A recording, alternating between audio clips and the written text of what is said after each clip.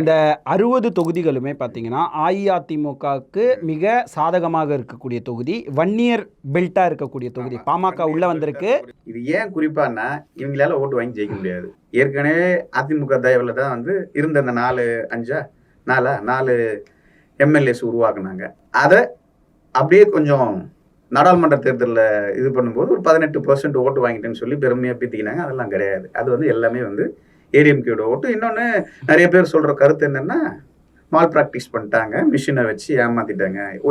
ஓட்டு வாக்கு மிஷின்லேருந்து ஃப்ராடுத்தனம் பண்ணி தான் இந்த 18% வாக்கையும் உருவாக்குறாங்கன்னு சொல்லி எல்லாரும் கருத்து தெரிவிச்சுக்கிறாங்க. மூத்த செய்தியாளர்லேருந்து அரசியல் தலைவர்கள்லேருந்து எல்லாருமே சொல்லக்கூடிய ஒரு விஷயம். இப்போ இவங்க மெஜாரிட்டியை ப்ரூவ் பண்ணிட்டாங்கன்னு சொல்லி ஒரு பிம்பத்தை கட்டமைச்சிருக்காங்க.